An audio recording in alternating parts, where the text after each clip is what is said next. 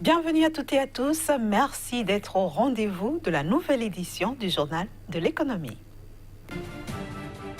Au sommaire de ce journal, l'appel de la CEA pour une amélioration des recettes fiscales en Afrique. Les États pourraient en tirer 99 milliards de dollars par an. Le Niger va en guerre contre les importations de ciment. Un grand complexe industriel a été inauguré dans le pays.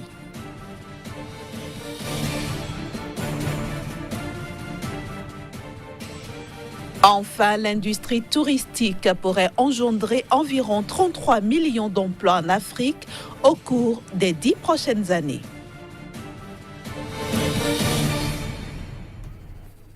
L'Afrique pourrait gagner 99 milliards de dollars par an en améliorant ses recettes fiscales. C'est en tout cas ce que soutient la Commission économique des Nations Unies pour l'Afrique dans son rapport économique sur le continent noir. Pour cette institution, l'Afrique pourrait bien voir croître son produit intérieur brut de 4,6% en corrigeant le tir. Adopter de meilleures politiques fiscales pour booster le développement de l'Afrique. C'est à cet exercice que la Commission économique des Nations Unies pour l'Afrique convie les pays africains. Selon la CEA, le continent noir pourrait gagner jusqu'à 99 milliards de dollars par an dans ce secteur.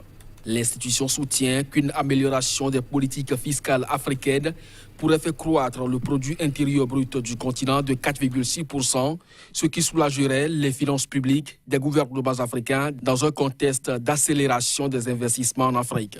En effet, beaucoup de pays africains restent majoritairement dépendants de l'aide étrangère dans un contexte où de nombreux projets de développement foisonnent sur le continent. Par ailleurs, la vague des émissions d'obligations enregistrées ces dernières années fait peser des pressions sur les finances publiques principalement en raison du poids de plus en plus important de la dette continentale. En 2017, par exemple, cette dette atteignait 57% du PIB, soit le double de ce qu'elle représentait 5 ans plus tôt, sans pour autant permettre aux pays africains de juguler le déficit du financement devant leur permettre d'atteindre les objectifs de développement durable de l'ONU et l'agenda 2063 de l'Union africaine. D'où l'appel de la Commission économique des Nations Unies pour l'Afrique pour de meilleures politiques fiscales à travers notamment une accélération de la numérisation des administrations fiscales et l'harmonisation de la politique fiscale avec le cycle économique. Pour la CEA, les recettes publiques sur le continent peuvent augmenter de 12 à 20% du PIB si la méthode de collecte des ressources fiscales et non fiscales était renforcée. Le Niger, désormais indépendant de l'importation du ciment, le plus grand complexe industriel de production, a démarré ses activités dans le pays. Sa capacité, 650 000 tonnes par an, soit 80% du besoin national. Dès son démarrage, la société a une capacité de production de 650 000 tonnes par an, soit plus de 80% des besoins locaux, avec l'objectif d'un doublement à court terme pour satisfaire toute la demande et assurer une stabilité des prix du ciment sur le marché. En termes de création d'emplois, la société est le plus grand employeur au Niger, avec un effectif de 400 agents, dont 75 expatriés. Un véritable acteur de lutte contre l'exode rural et la migration, mais surtout acteur de développement de l'économie, magnifié par le ministre nigérien de l'Industrie. L'exploitation de cette usine permettra par ailleurs la substitution aux importations actuelles et conséquemment une économie de devises de plusieurs dizaines de milliards de francs CFA. La génération d'une valeur ajoutée de l'ordre de 93 milliards 293 millions de francs CFA sur les 5 premières années et par conséquent une hausse de la croissance économique. Au Niger, ce sont en moyenne 100 milliards de francs CFA qui sont dépensés chaque année pour importer du ciment au profit des sociétés étrangères, avec toutes les conséquences de dégradation des routes réalisées à grands frais. Ce sont près de 100 milliards, Monsieur le Président, que nos compatriotes consacrent à l'importation du ciment extérieur et donc à l'enrichissement des sociétés étrangères qui n'emploient aucun Nigérien, qui ne payent pratiquement pas d'impôts, qui détériorent nos routes et qui nous vendent parfois du ciment résiduel d'une qualité douteuse. Le président de la République, qui a officiellement inauguré la société, s'est réjoui de l'aboutissement heureux de ce projet qui a débuté en 2011 avec la pose de la première pierre dont il a présidé. C'est un véritable fleuron de l'économie du pays qui aura tout le soutien du gouvernement face à la concurrence déloyale sur le marché. De manière générale, il faut savoir que quand dans un pays on produit et on consomme ce qu'on a produit, on s'enrichit. Dans un pays, quand on produit et qu'on exporte ce qu'on a produit, on s'enrichit. Mais dans un pays, quand on importe, on s'appauvrit. Production et consommation de ce qu'on produit ou exportation, c'est l'enrichissement. Par contre, l'importation est synonyme d'appauvrissement.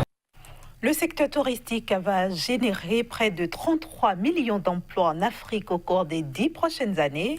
C'est en tout cas ce qu'on peut retenir de l'édition 2019 du rapport sur l'impact économique du tourisme édité par World Travel and Tourism Council.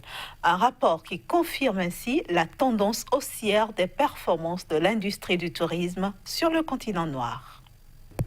L'industrie touristique est en plein essor en Afrique. À en croire le rapport 2019 de World Travel and Tourism Council, 32,9 millions d'emplois seront créés dans le secteur d'ici à 2029.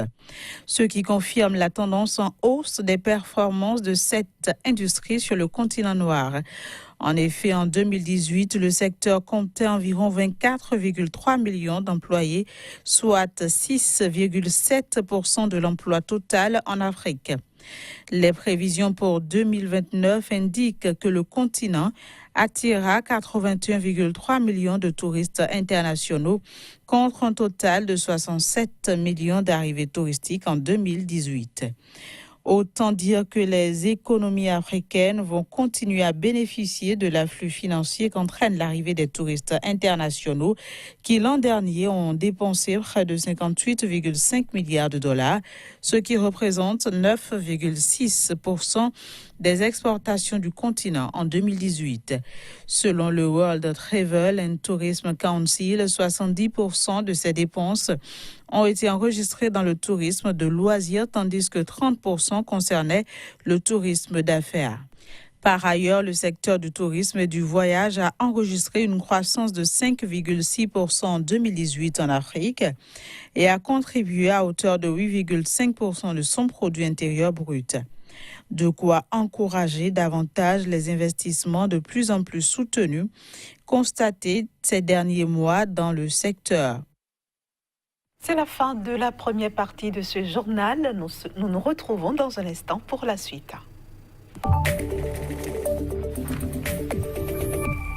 Et nous accueillons Casimir Pédia, notre chroniqueur, qui nous emmène aujourd'hui au Sénégal. Bienvenue à vous. Bonjour Inès. Alors, est-ce que, selon vous, le Sénégal peut détrôner la Côte d'Ivoire dans la zone UEMOA ? Ce qui n'est jamais arrivé pourrait arriver d'ici quelques années, pour ne pas dire d'ici quelques mois. En effet, le Sénégal est en train de travailler sur ces données macroéconomiques, mais aussi travailler sur la performance économique du pays. Pourquoi pas revoir donc les secteurs névralgiques de l'économie sénégalaise. C'est la priorité depuis 2012, où le pays a affiché une performance des plus modestes au niveau de la région et aussi au niveau du pays, soit 4,4%. Aujourd'hui, le Sénégal est en train donc de tutoyer la cime donc en termes de croissance économique, soit 10% d'ici donc 2022. Le pays aujourd'hui est en train donc de prendre de l'élan en ce qui concerne la réalisation des infrastructures économique mais aussi sociale. Tout ceci pourrait donner donc au Sénégal l'envie de détrôner la Côte d'Ivoire, comme vous l'avez posé comme question. D'ici quelques années, le Sénégal pourrait être la locomotive donc en ce qui concerne la croissance économique au niveau de la sous-région ouest africaine. En tout cas, si les choses ne vont pas très bien au niveau donc de la Côte d'Ivoire, la Côte d'Ivoire risque de se retrouver deuxième puissance économique au niveau donc de l'UEMOA. Il faut le préciser, c'est ici au niveau de l'UEMOA, car jusqu'à présent au niveau de la CEDEAO, le Nigeria reste et demeure la puissance économique en ce qui concerne donc les pays de la sous-région ouest africaine. Sur quoi est-ce que le Sénégal doit travailler pour arriver à ce résultat ? Merci Inès. Il faut dire, sur les trois secteurs, aujourd'hui, le Sénégal a retrouvé donc son équilibre. Déjà au niveau de l'agro-business, aujourd'hui, beaucoup donc d'investisseurs se sont intéressés à ce sous-secteur-là. Et déjà pour donc les années donc 2021-2022, le Sénégal annonce donc le démarrage au niveau donc de ces industries en ce qui concerne l'exploitation du gaz naturel. Et donc, quand on prend les deux sous-secteurs du primaire, c'est-à-dire la matière première du sous-sol et l'agroalimentaire, le Sénégal bat donc beaucoup les pays de la sous-région en ce qui concerne les investissements. Le secteur secondaire également est en nette amélioration en ce qui concerne également les investissements dans ce sous-secteur-là. Et c'est le secteur tertiaire aujourd'hui qui également reçoit le soutien donc des partenaires techniques et financiers. On annonce déjà pour le compte donc de l'année 2019, certainement cela va démarrer bientôt.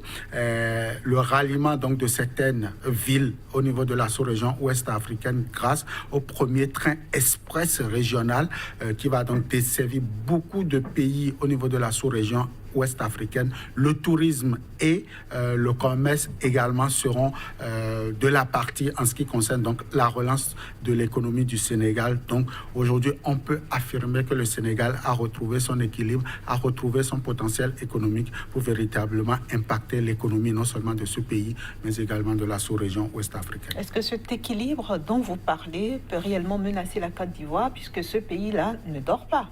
La Côte d'Ivoire ne dort pas et la Côte d'Ivoire compris également l'enjeu donc du développement économique. Certainement, d'ici la semaine prochaine, nous allons également voir ce qui est en train de marcher pour ce pays-là. Je veux parler de la Côte d'Ivoire, mais pour l'heure, les perspectives sont beaucoup plus en faveur du Sénégal, car il faut déjà le dire, le Fonds monétaire international, par exemple, a prévu donc une progression soutenue de l'ordre de 7,5% pour le compte donc de l'année 2020 en ce qui concerne donc la croissance. Il faut également préciser que la Banque mondiale a annoncé beaucoup de destinations en ce qui concerne donc l'évolution du produit intérieur brut au niveau de ce pays. En tout cas, le Sénégal, avec donc les nouveaux investisseurs, avec donc les pays donc du Golfe, on peut déjà dire que le Sénégal est en train de prendre une certaine ascendance sur la Côte d'Ivoire, même si la Côte d'Ivoire reste et demeure encore jusqu'à présent la locomotive en ce qui concerne donc les perspectives économiques au niveau de la région. En tout cas, on va observer d'ici à là pour voir si véritablement le Sénégal pourra tenir donc le pari du développement, le pari de l'émergence en ce qui concerne donc la croissance au niveau de la sous-région ouest africaine d'ici les 5 voire peut-être les 10 prochaines années. Justement, est-ce que d'ici à 2025, par exemple, on peut prédire que le Sénégal va devenir un pays développé? Un pays développé, certainement, il faut le dire. C'est pas donc trop ambitieux de dire que le Sénégal est en train de travailler, surtout avec la présence de plus en plus donc des partenaires comme la Chine, la présence donc des partenaires comme la Russie, mais aussi des pays du Golfe comme l'Arabie Saoudite qui donc louchent dangereusement donc les réserves gazières donc du pays. On peut déjà dire que le Sénégal, oui, pourrait être donc l'Eldorado économique. Cependant, il y a beaucoup encore à corriger en ce qui concerne donc la disparité donc entre cette croissance, entre cette richesse et donc le niveau de vie de la population.